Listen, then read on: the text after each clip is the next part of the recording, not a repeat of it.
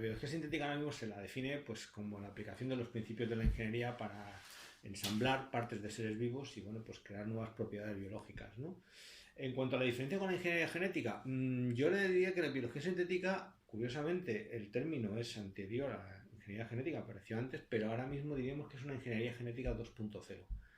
Porque, bueno, a ver, con ingeniería genética ya se consiguieron pues, hacer, pues, ensamblar nuevos componentes biológicos, pudieron hacer nuevos seres vivos y demás. O sea que yo para mí es simplemente un nuevo avance. Es como, no sé, si me preguntas qué es la ingeniería, pues ahora mismo los romanos ya hacían ingeniería, ya sabían hacer puentes, ¿no? Lo que pasa es que los romanos lo hacían de una forma y ahora lo sabemos hacer de mucha mejor forma. O sea, hacemos puentes mucho más modernos, mucho más avanzados y demás. Pero están ahí los puentes todavía los romanos. Entonces, pues digamos que la biología sintética es una evolución de la ingeniería genética, en la cual pues se han añadido nuevos conocimientos, nuevas herramientas, nuevas disciplinas y bueno, pues Diría que está suponiendo una revolución en la ciencia. ¿Cuál es el objetivo que está persiguiendo actualmente? sí, está siendo una nueva revolución. O sea, igual que la fue la ingeniería genética en su tiempo, o sea, cuando existió la posibilidad de manipular el ADN o el DNA, pues aparecieron las enzimas de escisón, las técnicas de secuenciación. Pues ahora mismo tenemos esa misma tecnología, pero mucho más avanzada. Ahora mismo tenemos la tecnología CRISPR, tenemos plataformas de secuenciación mucho más potentes. Antes, con la secuenciación podías leer a lo mejor 30, 40, 100 bases, estaremos leyendo megabases, o sea, pero como si fueran churros. Entonces eso ya te está permitiendo avanzar mucho más deprisa. ¿Esta disciplina podría suponer un foco de riesgo medioambiental o de salud? Como cualquier tecnología, siempre hay riesgos. O sea, no vamos a... Ahora, también es verdad que cada vez conocemos mejor esos riesgos y podemos ponerle freno antes de que ocurran. Hombre, muchas veces los riesgos también es que, a ver, son imaginados entre comillas, me explico. Todo el mundo hemos visto las películas de ciencia ficción en las que salen pues ingenieros genéticos creando nuevos seres vivos que luego después se comen al creador, ¿no? O sea, entonces, pues creo que yo que mucha gente piensa que eso es lo que va a pasar con la ingeniería genética o con la biología sintética, que vamos a crear unos seres vivos que van a acabar con nosotros. No, no tiene por qué ser eso, así. O sea, es todo lo contrario. Ya te digo que estamos ahora mismo utilizando seres vivos manipulados genéticamente desde hace mucho tiempo y no han acabado con la naturaleza. O sea, de hecho, normalmente esos seres vivos que se han creado en el laboratorio no suelen competir muy bien con los seres vivos que están en la naturaleza, es todo lo contrario. O sea, eso es uno de los problemas que hay muchas veces. O sea, que no puedes llevar a la naturaleza a los seres vivos creados en el laboratorio porque, por un lado, por la legislación que nos lo permite, por supuesto, pero por otro lado, porque es que no pueden competir contra ellos. No es tan fácil desplazar un ser vivo que lleva aquí unos cuantos millones de años aquí de evolución, afortunadamente. ¿Y cree que esta disciplina está suficientemente implementada en el sector industria-empresa? A nivel internacional yo creo que sí.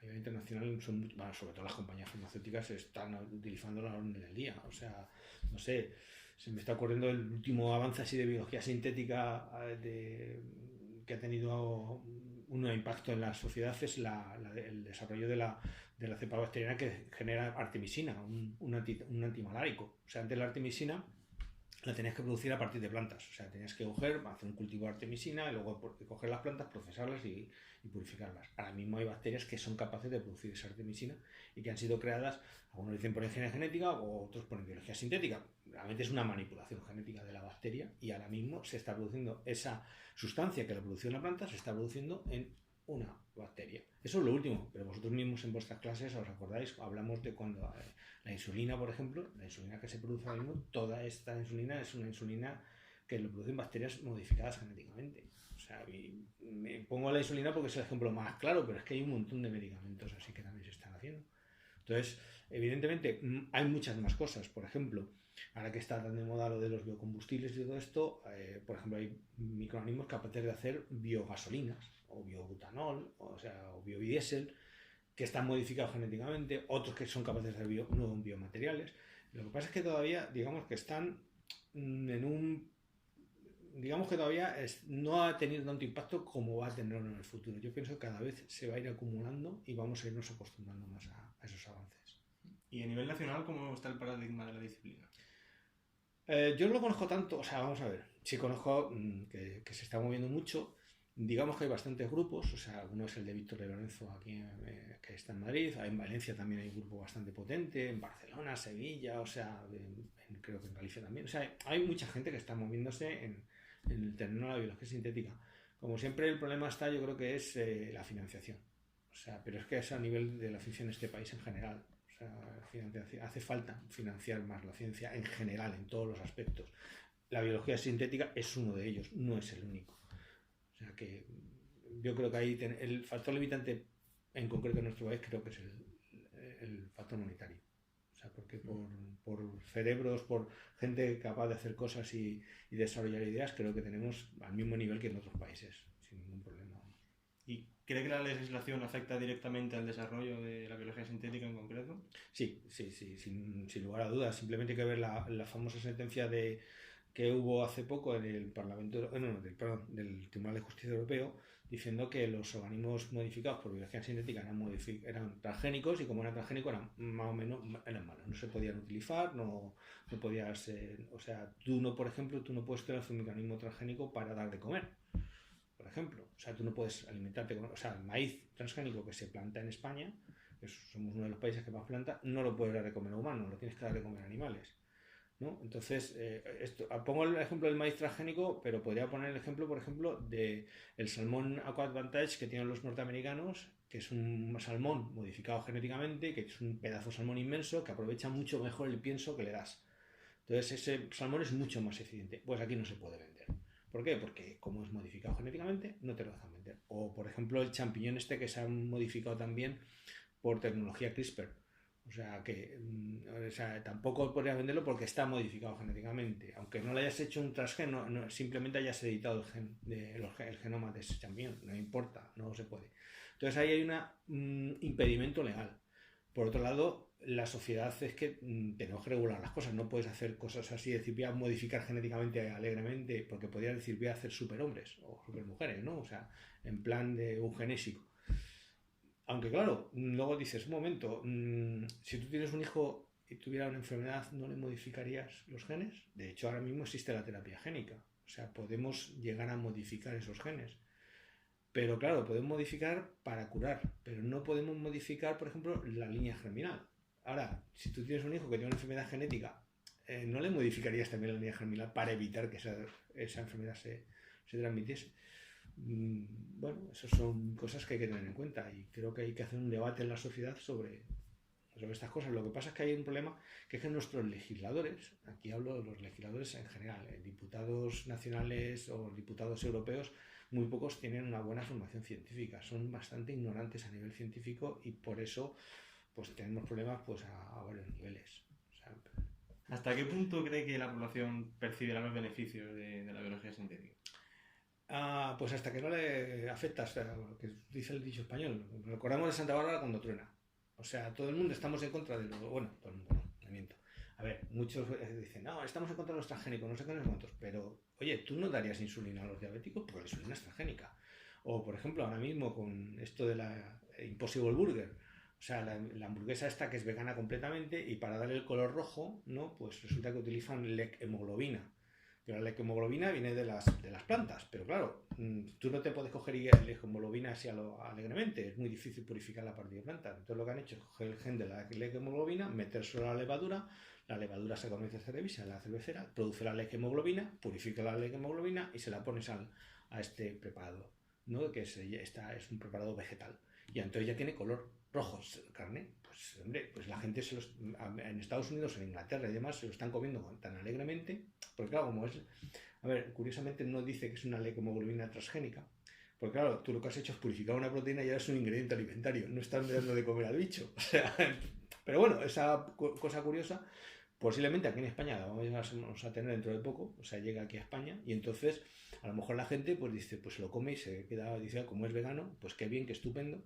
Y entonces empezará a lo mejor a perder el miedo a esta cosa de los transgénicos, ¿no? No lo sé. Yo pienso sobre todo que es educar a la gente. ¿Y considerar los microorganismos obtenidos mediante biología sintética vida? Sí. A ver, lo que pasa está en que qué es la vida, porque esto, vamos, hay un libro muy famoso que se titula así de los buenos Branding, que es la vida, porque realmente es que no sabemos definirla aún. O sea, la definimos por las características, pero no hay una definición así. O sea, decimos, crece, se reproduce, se relaciona, pero es que hay otras cosas que hacen una cosa parecida y no están vida. O sea, hay un libro de Jacques Monod, de La falla y la necesidad, que plantea ese problema del problema de la definición de vida, porque es muy difícil definirla. O sea, de hecho, fíjate que a otro nivel, cuando tú mandas una nave espacial, a una sonda a Marte, ¿no? Le tienes que decir, a ver, si ves esto, es vida, pero le estás enseñando a decir lo que es vida a una máquina. O sea, y aún así no estamos muy seguros de que esté bien programada para reconocer la vida. O sea, que es un problema biológico de primer orden. No sabemos definirla realmente. Otro ejemplo, vosotros lo conocéis, los virus. ¿Están vivos? ¿No están vivos? Fijaos que hay mucha gente que dice que están vivos, otros dicen que no, o sea, que son moléculas químicas como, pero a mí si no están vivos lo disimulan muy bien, en mi opinión. Entonces, fijaos que eso que nosotros los biólogos no sabemos, o los biotecnólogos, o los médicos, o sea, no sabemos definir la vida, imagínate un legislador. O sea, ahí ya tenemos un problema. Entonces, claro, tienes que definirlo para hacer leyes que pues definan, protejan o lo que sea. Entonces, bueno, yo pienso que están vivos. Entonces, ¿estos organismos sintéticos deberían poder patentarse entonces? Se patentan seres vivos modificados genéticamente. De hecho, el primero fue una pseudomonas modificada genéticamente para tratar el petróleo. Eso fue en los años 72. O sea, que precisamente hubo un juicio para ver si aquello podía ser patentable o no. Y el jurado de la Corte Suprema de Estados Unidos dijo que cualquier cosa inventada por el hombre, everything under the sun, o sea, cualquier cosa debajo del sol que hubiera sido patentada, o sea, hecho por el ingenio del hombre, podía ser patentado. Sea vivo o no sea vivo. Si eso no existía en la naturaleza, eso no era natural, era artificial, luego entonces podía ser patentado. Otra cosa ya es que discutamos si las patentes son necesarias, no son necesarias, patatín y patán. Eso ya es otra cosa. Pero ahora mismo sí se puede patentar. En cuanto ¿qué problemas tiene eso de patentar? Bueno, pues hay gente que dice que a lo mejor eso pues es malo porque pues puedes cortar pues no sé, pues la creatividad y demás. Yo no lo veo así. O sea, el sistema de patentes empezó en Europa del siglo XV. El actual, digamos que viene del siglo XVIII. Y bueno, pues lo que hay que hacer es modificarlo y adaptarlo a los nuevos tiempos. Está claro. Fijaos bien, la zona geográfica del mundo donde más creatividad ha habido ha sido lo que es el hemisferio occidental, que es precisamente donde está la ley de patentes. O sea, la mayor parte de las invenciones que han hecho en la revolución industrial y demás ha sido en ese sitio. Entonces, bueno, correlación no implica causalidad, pero hombre, es mucha casualidad, ¿no? O sea, entonces yo pienso que simplemente hay que adaptar a los nuevos tiempos. Está claro que hay cosas que a ver, a nadie le preocupa que se patente, por ejemplo, una cámara fotográfica, o un móvil, o un aparato de sonido. Pero que patentemos un ser vivo ya es que como que nos da un cierto rechazo. Pero bueno, yo no veo el problema. Otra cosa es que digamos, joder, es que 20 años son muchos, a lo mejor había que hacerlo menos, tal. Pues sí, pero bueno, eso es otra historia. ¿Qué percepción cree que tiene la población en general acerca de esta disciplina? ¿Cree que está más a favor que en contra? ¿O? Es que yo creo que el problema está en que ahora mismo la gente, no, biología sintética, yo creo que le preguntas a la gente y no sabe lo que es. Pero si le dices ingeniería genética, seguramente Frankenstein. Enseguida, es que si os dais cuenta, el primer monstruo creado por el terror, o sea, por la novela de terror moderna, es un monstruo hecho por ingeniería genética, entre comillas, ingeniería genética, porque era el doctor Frankenstein que coge trozos de cadáver, lo junta y hace vida artificial. Y eso es un icono muy poderoso. O sea, y eso yo creo que todavía está ahí ese mito en la sociedad de que podemos crear algo que nos pueda desplazar, ¿no? Entonces, yo creo que una parte de la sociedad ve la manipulación de los seres vivos como algo malo, a pesar de que si no llegamos a manipular seres vivos, pues no tendríamos alimentos ahora mismo suficientes. O sea, todo lo que es la revolución verde, que seguramente habéis estudiado, o sea, todos estos cereales de nueva generación y demás que han permitido alimentar a la humanidad, están ahí y se han sido creados por manipulación genética. ¿Y contra qué aspectos concretamente cree que hay más prejuicios o más preocupación, alarma social? Pues sobre todo algo que cuando nos manipulamos a nosotros mismos. O sea, el hecho de crear algo que sea superior a nosotros, ¿no? Por ejemplo, no sé, el mito de Frankenstein por un lado, o por ejemplo lo que hicieron los nazis en la Segunda Guerra Mundial, que querían crear el ario perfecto, ¿no? Eso nos da bastante miedo. También es verdad que eso es algo realmente terrible, ojo. Pero como he dicho antes, si pudiéramos curar a la gente de una enfermedad genética y evitar, por ejemplo, o sea, ahora mismo que hace poco salió la noticia de la mutación esta que podía prevenir del Alzheimer. No sé si habéis visto las noticias de que hay una mutación que te hace más sensible, o sea, más predispuesta a padecer Alzheimer. Pero han encontrado, o sea, en Colombia, ¿no? En una zona, pues que resulta que había un gen que está, como ahí es una zona, pues está muy cerrada, pues ha habido un cierto nivel de endogamia entre las familias, y entonces resulta que hay un montón de casos de Alzheimer. A partir de los 40 años, la gente desarrolla Alzheimer. Hay 6.000 casos de Alzheimer. Pero encontraron una persona que tenía esa mutación, pero resulta que no desarrolló Alzheimer. Entonces es que tenía otra mutación y han encontrado esa segunda mutación que evita que se desarrolle el Alzheimer. Si tú ahora mismo sabes eso, decir, vamos a ver, cojo yo esa mutación e intento curar a la gente. Ahora, en vez de eso, lo que está haciendo, ojo, que está muy bien, es decir, bueno, ¿y por qué esta segunda mutación evita el Alzheimer? Pues esto es porque resulta que no se interacciona tal proteína con otra. Bueno, pues vamos a hacer un medicamento que evite esa interacción y entonces así pues evita que se forme el beta amiloide, no sé qué, no sé cuánto. Eso está muy bien. Pero imagínate que luego después dices, es que solamente cambiando esto puedo entonces ya no tener Alzheimer. Ahora, también puedes tener el otro caso. También habéis oído hablar de la noticia esa de el científico chino que modificó mediante CRISPR unas niñas para que no tuvieran el SIDA y les quitó un receptor que necesita el virus pues para meterse en las células. Claro, ahora tienes unas niñas que dice, vale, no tienes el receptor para que ya el virus no se le va a meter, eso en teoría. Pero resulta que han visto que ese receptor está involucrado en otros sistemas inmunes. Entonces a lo mejor resulta que las niñas estas van a ser más sensibles a otras enfermedades. Ahí precisamente es donde están los comités de bioética que tienen que intervenir. O sea, yo creo que hay, lo importante es, creo, sobre todo, que haya transparencia, que sepan lo que se está haciendo, que no se haga en oscuridad, en secreto. Eso yo creo que es lo que hay que procurar. ¿Y cómo cree que se puede mejorar esa percepción por parte de la Pues yo, como he dicho antes, educación y transparencia. O sea, que se sepa, educar a la gente que sepa qué es lo que se puede hacer y qué es lo que se está haciendo. Eso yo creo que es lo fundamental, porque si ocultas algo, entonces ya dices, ¿por qué lo está ocultando? O sea, si no es público, ¿por qué lo deja ahí para que no lo veamos? ¿Por qué no quieren que lo sepamos? ¿No? Fijaos que las patentes, precisamente, es un documento público. O sea, acordaros, es un documento, tú vas y dices oye, que quiero patentar, esta es mi invención y tienes que describir la invención. Es lo más transparente que hay. Al contrario del secreto industrial. El secreto industrial, por ejemplo, es no quiero enseñar a la gente lo que estoy haciendo. Y no lo voy a contar. Y voy a hacer el producto y luego ya... Entonces yo, personalmente, educación y transparencia. Hemos visto que este año se ha incluido una práctica de biología sintética en el temario de microbiología industrial, que es su asignatura. ¿Se ha debido a algo especial? Pues sí, porque simplemente te das cuenta que es un campo que estaba avanzando muy deprisa y que estaba estaba siendo una nueva revolución. Entonces, bueno, ya cuando vosotros estabais en segundo, mi idea era empezar a plantarlo en esa época, pero no en medio tiempo. La tenía ahí en mente.